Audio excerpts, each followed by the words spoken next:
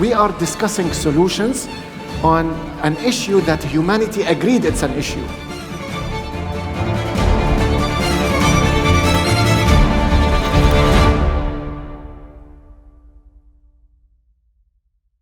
Thank you so much, Claudine. And this is, of course, such a critical panel today as we are joined by three of the biggest and most dynamic companies in the region who are often under the microscope when it comes to environmental impact.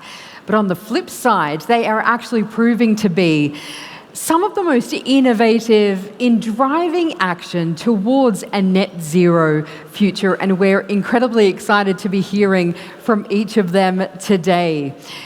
It's interesting because Dr. Sultan Al Jaber, president of COP28, said just a couple of days ago, tripling the deployment of renewable power generation and doubling energy efficiency are amongst the most important levers to cut greenhouse gas emissions. And so I'd like for each of you to set the scene for us on how each of your companies is leveraging partnerships to accelerate climate action. And I'm going to begin with Ustaz Ibrahim Al-Zarbi, because of course Dr. Sultan Al Jaber is your boss. So let's start there. Yeah. Thank you very much. I think I was not expecting that, but I think Msabbih already set the scene precisely on what ADNOC has been doing when it comes to climate and decarbonization. But if I may take a step back as how we look and we should look on sustainability. So with its triple bottom line approach, the planet, the profit, and the people. So you cannot tackle the climate if you don't invest, as well as you cannot do both if you don't invest in the human capital as well, the people of this country. So definitely ADNOC is a pro-climate, pro-growth. Sustainability been embedded in the DNA of the company since inception, and for us, the way we look at it, we look at it from different sectors. We are looking to transform. You talked about the tripling, the energy target that Dr. Sultan mentioned, but also, if we've been listening to Msabbih, he talked about our investments in new energies, decarbonization, electrification. So that's the first one. The second thing is decarbonize as we go. So we will meet the needs of our customers, but while we're doing that, we will ensure it's pro-climate. So we're investing in a lot of technological innovation to ensure that the energy we produce is one of the lowest carbon intensity emissions, it is, by the way, we're one of the lowest, 7 kilogram per barrel of oil equivalent. That's one of the lowest globally. So, and also to future-proof. So we look at it as a business imperative. We need to future-proof the industry. We see where the future is coming, and we need to diversify our energy mix. And by default, when we do that, as a national oil company of the United Arab Emirates, we are future-proofing the country. So this is what we look at it. We look at it from a strategic point of view, triple bottom line approach, ensure that we minimize any negative environmental impact, if any, but at the same time, maximize the social and economic impact that we should do and any company should do when they do their business. Captain Ibrahim, I'm sure you have a lot to add to that as well. I think, the previous speaker from ADNOC, he set the stage of the importance of partnerships, and it's a starting point of where we can build on partnership, whether it's public, private, or working with other industry. It's extremely important. You cannot do this on your own. And when I think of some of the things that come to mind on public partnerships, for example, within the airline industry, at Saudia, we've leveraged partnerships with government, let's say, on tourism industry and the tourism authorities, where we begin to promote eco-friendly resorts, destinations. First of all, we started that in the Kingdom of Saudi Arabia.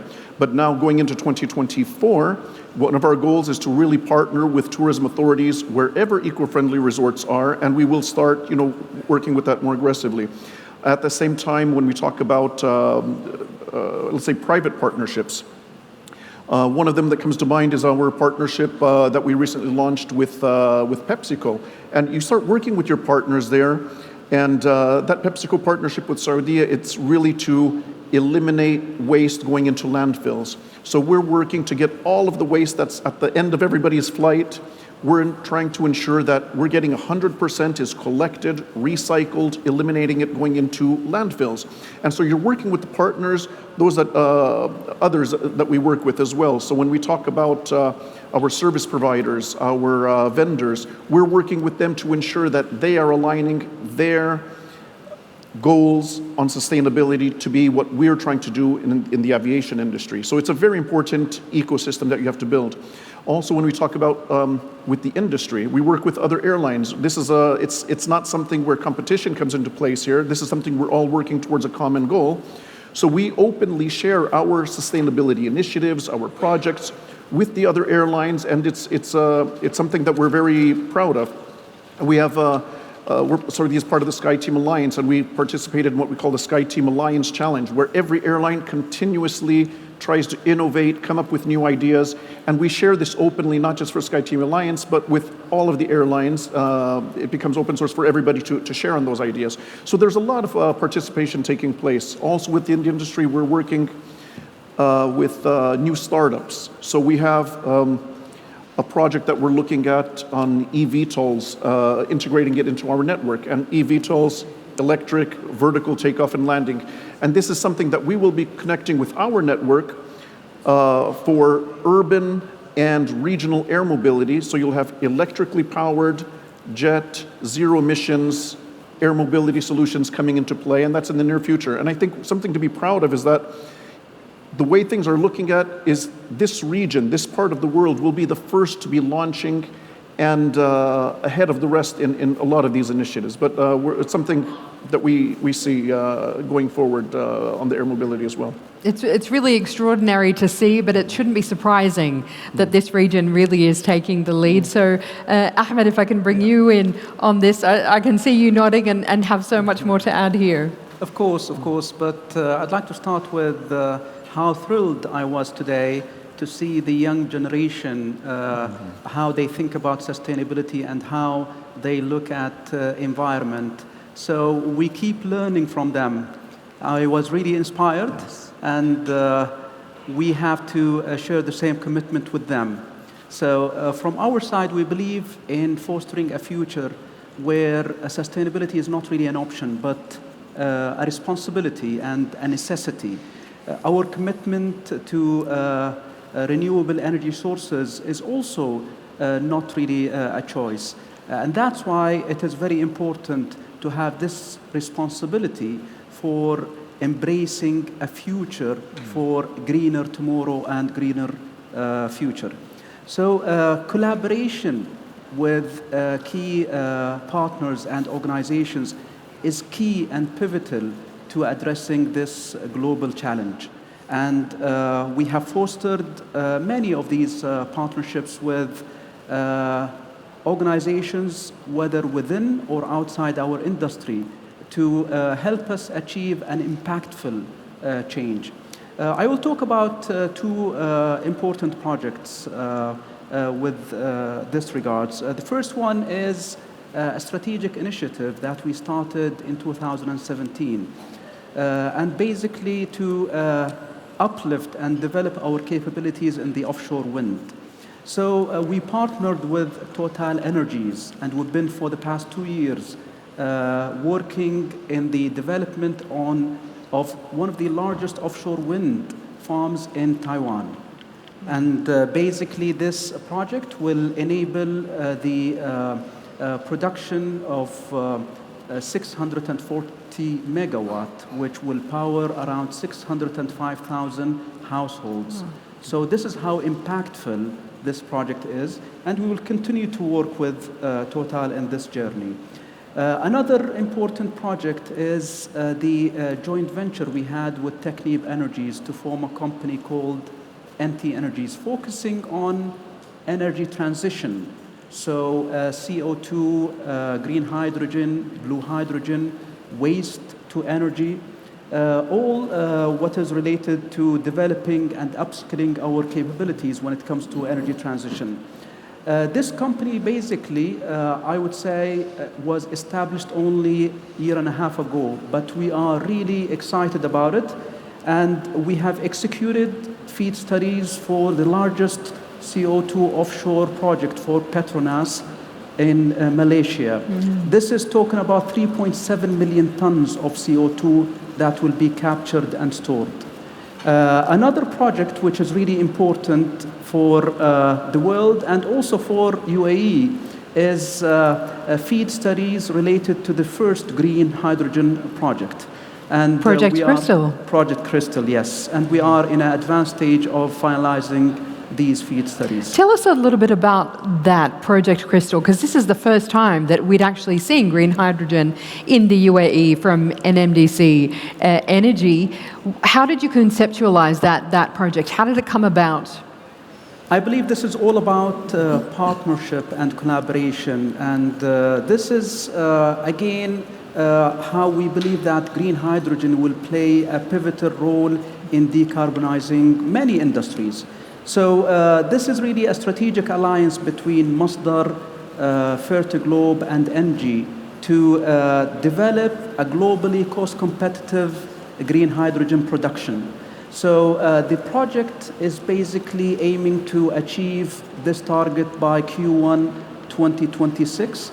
And basically, it is aiming to have a large-scale production of green hydrogen, around 100 megawatt through electrolyzers that will be used for the production of green ammonia by Fertiglobe. The target is really ambitious, so hopefully the final investment decision will be before year end and hopefully during COP28. There's so much to look forward to there. And if I can come back to you, Ibrahim, and ask about ADNOC recently announcing that it intends to reach net zero by 2045. So how is ADNOC going to be reducing emissions to reach that target? So you've heard Msabbah talk about the initial investment of $15 billion for the next business plan, which is like the next 5 years. But we looked at a roadmap. So we look at it from one, electrifying our operations. So we achieved so far 100% of our onshore operations connected to clean energy, either nuclear or solar. There is allocation also for the offshore, the $3.8 billion. The second thing is raising our shares in Masdar as well, and achieving the 100 gigawatt of clean energy by 2030. But also looking at doubling our carbon capture, utilization, storage from 5 million to 10 million. Recently, we signed also an agreement with Oxy on direct air capture. So again, in implementing technological innovation and implementing best practices to do the business we do. That's how we look at it, which means we look at it from the inception of the idea, how we can ensure that the project is efficient as energy, as carbon, as well as financially. And that's important. When I said it's embedded in the DNA of what we do, so as a group chief sustainability officer, I'm not in a standalone. Actually, sustainability is owned by the 40,000 plus of ADNOC. So we work with everyone in upstream and downstream. So again, we look at it from efficiency of projects. The second part, doubling down on our CCUS, but also looking at new innovations. We look at sequestration, mineralizations. Msabbah talked about the direct air capture, Emirati students in the backyard. Another success story, and I'm a strong believer. You talked about the region. I'm glad you did this, Captain. I believe the innovation we have in this young region, by the way, will change the scene as we see it on climate change.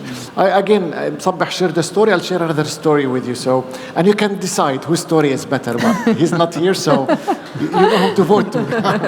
So there is a Omani startup, 44.01, and this startup shortlisted to Earthshot Prize. We scouted them as ADNOC. We reached out to them, and we decided to do a pilot with them. And actually, the investment was to bet on them. And we knew they will win Airshot prize. And they did, by the way. But before even winning that prize, we signed an agreement with them in Fujairah to do a pilot project to turn the carbon emissions. So we are after emissions and the pollution in there and put it into rocks. And you can go and see it in Fujairah. Actually, if you come to ADNOC offices, we have an actual mineralized CO2 into rocks.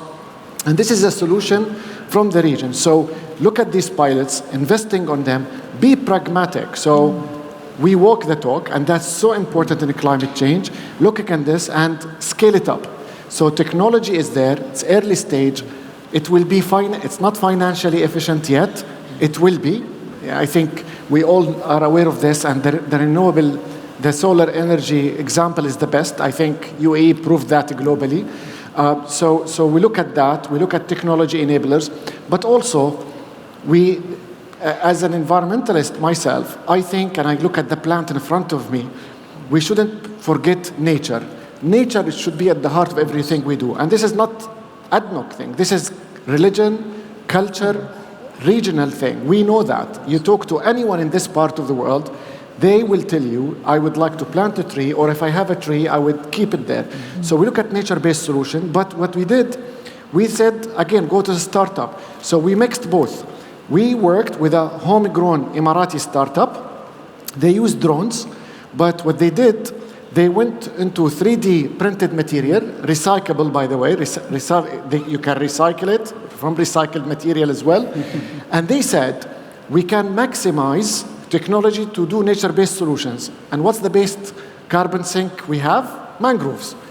And where you can have this mangroves, lucky enough for us, in our region.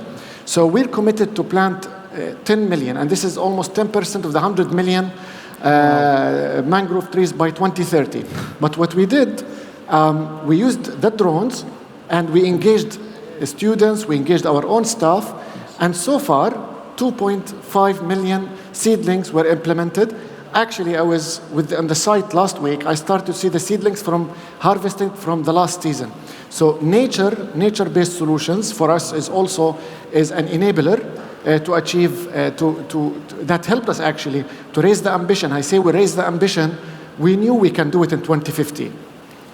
But how we can challenge ourselves, and that was, if you ask me, we figure it out? No, we know the plan. We know how much we need to invest.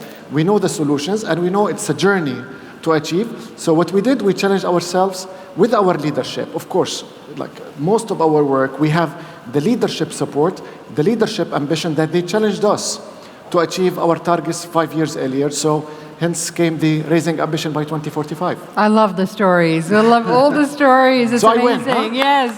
Please. But you just highlighted so many important things just there that, it's so important to invest now. And nature has taught us to be patient. When you invest in a startup, they are going to be bringing something amazing to you, but it takes time. Investment takes time. Creating these ideas does take nature itself. It requires time and vision and understanding that. So it's brilliant what you're doing there. So thank you for that. And I'd love to come back to you, Captain Ibrahim. Saudi is, of course, the first airline in the MENA region to participate in the voluntary carbon market. So why was that a priority for you, and what are the challenges that you've been facing in your goals there?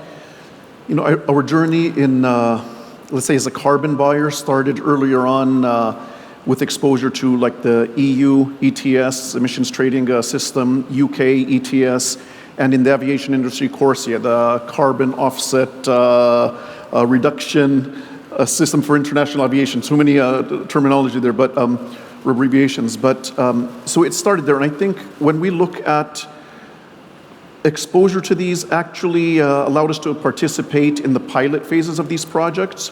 And the natural progression was when the MENA voluntary carbon market was launched in 2022. Saudi wanted to be one of the leading businesses to participate with that. So we were one of 5 leading businesses that did participate and the first airline to participate in the voluntary carbon market. As we got into that, we started seeing that there's challenges associated with it, but I think more importantly, it was the why. And I think the why was we're investing in sustainability in aviation. But while we're investing in fleet renewals, and fleet renewals means purchasing modern aircraft that are made of carbon composite materials, much lighter, so there's less fuel burned, less emissions, more efficient engines which consume less fuel, therefore less emissions. And we're also investing in software and which allow better flight planning. And with the better flight planning, of course, you can optimize your flight routes, also contributing to less emissions.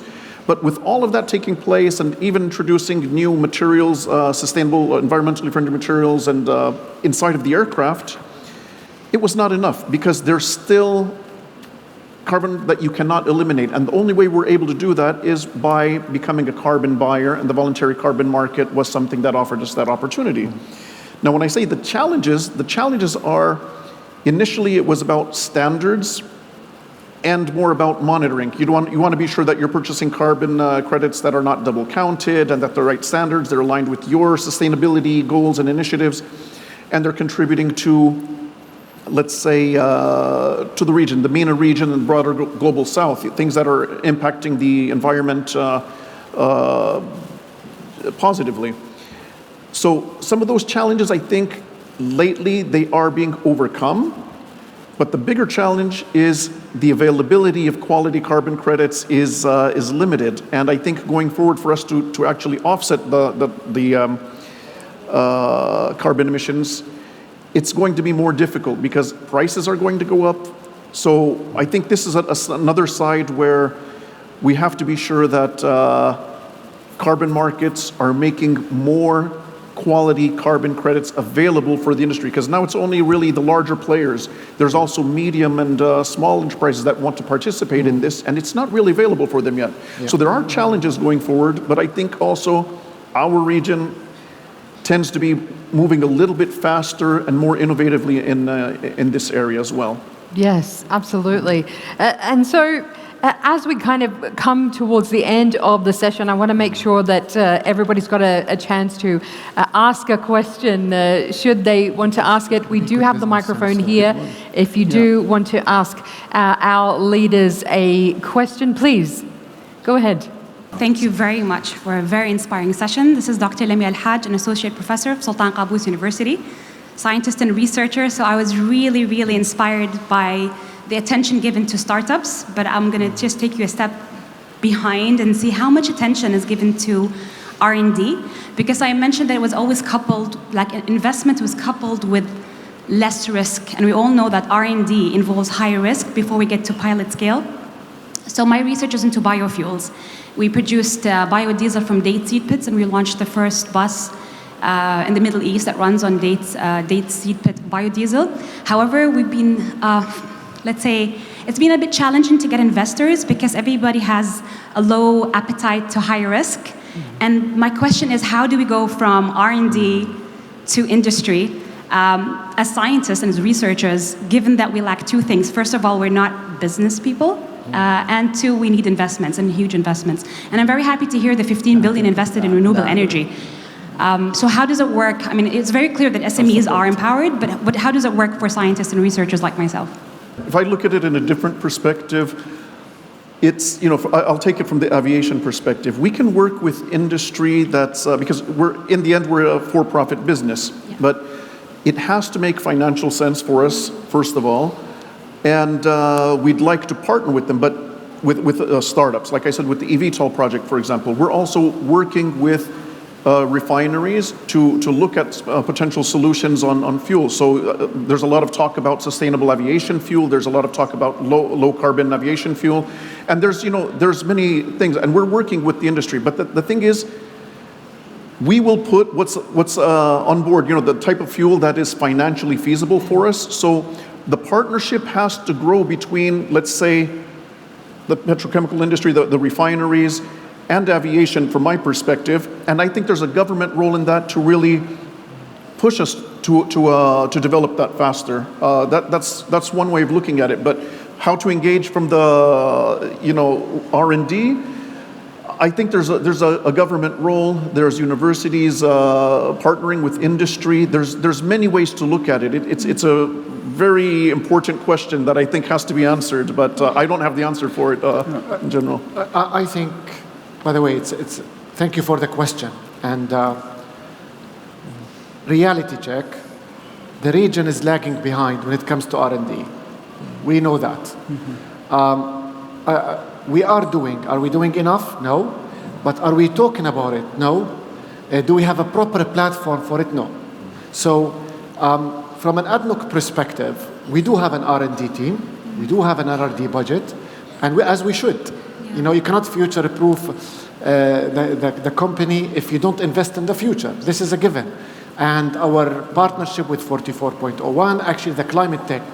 So we need to identify what startups need. They need access to market. And this is what we are trying to do.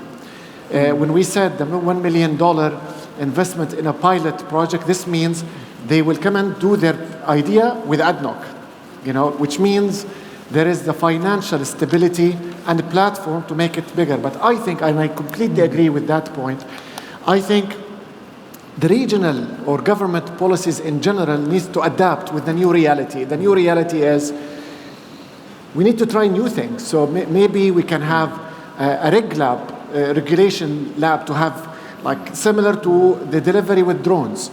So do we have a policy to support that? No. Was it future? Yes. Is it a reality? Of course. We started seeing. So I think it's a whole collective approach, and I can assure you, when we look at least from a climate perspective, when we look at COP28, when His Excellency, the President-designate, say it's the most inclusive COP, I am sure there will be a platform for startups and SMEs and investors to meet together to come up with solutions to accelerate. The solutions will come from startups. Yes. Now, yes, we have our challenges. Do we have enough feedstock for SAF or CAF? We know that. We don't. Yeah. Then you get the debate, shall I look at my food security or shall I go to my climate? So that's another debate, which is started with autonomous vehicles. If a car drives, shall I hit the 1 or 5? So these questions need to be asked. So I think, and I hope, and I look at Khulud and the Forbes team, I think the fact now we have a regional platform for sustainability, maybe this should be a theme. Yeah. This is a discussion. It will not be solved today or tomorrow, but we can start it now in COP28. We do have success.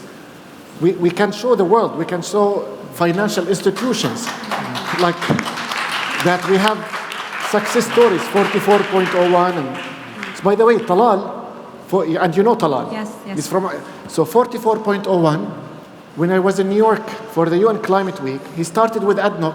He was in a panel with Bill Gates. So he doesn't need me as an investor anymore.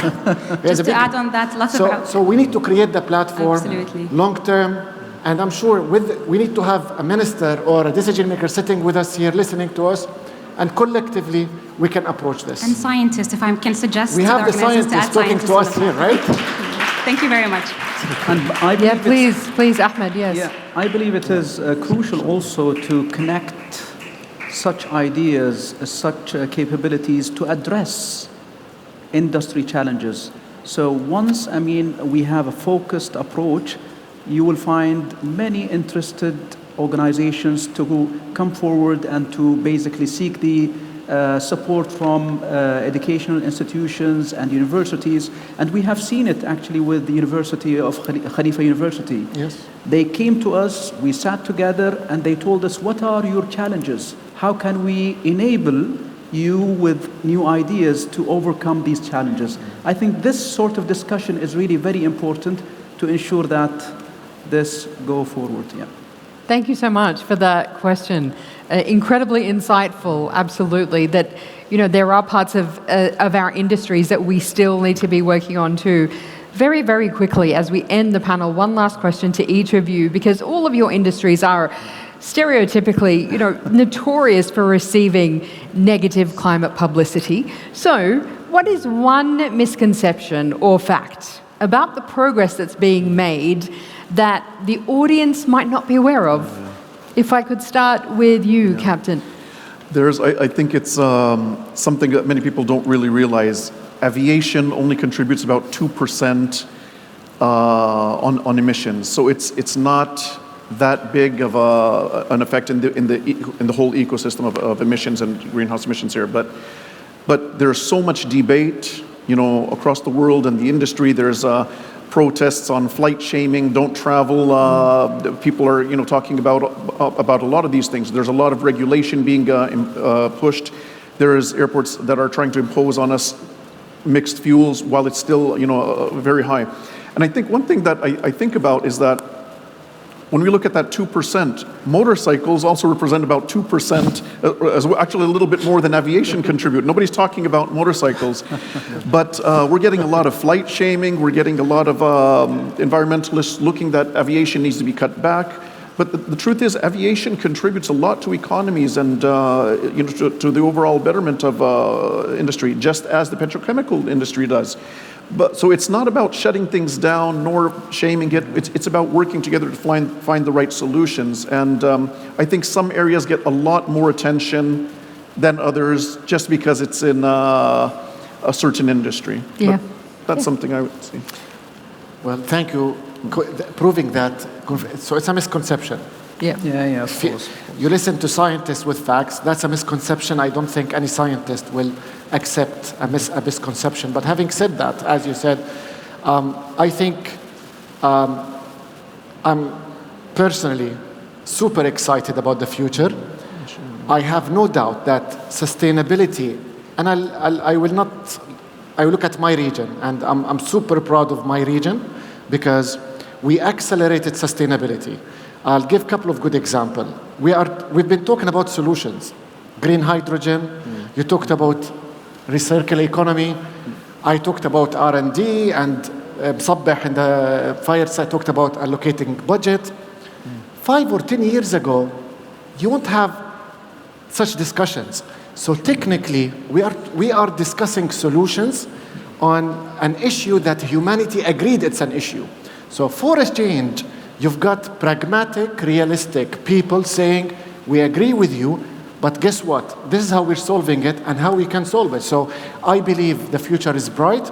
In this part of the world, in Davos, by the way, I'm talking about private sector. As a region, we were in a meeting for chief sustainability officers with the whole world. And they asked, I was there with a couple of colleagues, and they asked us, what do you think? I stood up and I said, I don't think it's diverse. Our region is misrepresented. And to do that, we will, as region, as Middle East and North Africa, will create our own network when it comes to CSO. We started in March with the 24 founding companies. Till today, we are 70 companies, CSOs. We've met with ministers. We've allocated projects. We have a mega accelerator. We have Forbes Middle East sustainability here. We have people talking about solutions. So I'm very excited about the future. Now, when it comes to our industries, if you compare it dollar to dollar, who's investing more in climate solutions? Definitely it will be us. Because, again, we look at it from a pragmatic way. Yes. We look at it from future-proofing. And I don't need to tell you that just go and check. So this is how we look at it. A misconception is a misconception. Again, sustainability, triple bottom line approach. We are a nation builder. We are part of this part of the world. We will do what we do with the least, if not negative environmental impact, but also we have a responsibility towards our economy, our nation, our society. We're laser focused on that, and that's our true north. Yeah. Final word to you, Engineer Ahmed. Well, I think it's very important to understand where we fit within the energy value chain. We are focusing on engineering, procurement, construction, EPC, and basically we make energy possible. We make energy transition possible. So it is very important to focus on how we utilize sustainability in our operations across every step of our operations. And I'll give you just a few examples of what we face during our execution. We look at issues like turtle nesting and hatching. So we halt our operations whenever we come closer and closer to these environments, these habitats. And we know when they are, from May to September. If you look at what we do with our operations during the installation of the wind turbines in Taiwan, we ensure that we have bubble curtains, and these ensure that vibration is not really impacting marine life. I don't believe the industry or people, they know about such examples. But of course, if I look at what is happening on the ground in our operations, we have replaced so many crawler cranes, trucks, and forklifts that are combustion driven to electrically driven gantry cranes and transfer cars. And this enabled us really to reduce the CO2 footprint drastically. But also in our blasting operations, we moved from utilizing the normal garnet to a steel grid, which is recyclable, and basically it reduces all the emissions that goes to the environment. And there are many and many examples I can come across. So what is really important to show and to demonstrate the commitment we have as industry leaders here towards sustainability and towards our environment. So it is a global commitment from every single person, every single organization, to ensure that tomorrow will be greener and will be better. And more importantly, it's at every level, as you said, in the places that we see and the places that we don't see. Ladies and gentlemen, please join me in thanking our outstanding speakers today. Thank you all so much. What a brilliant session. Thank you.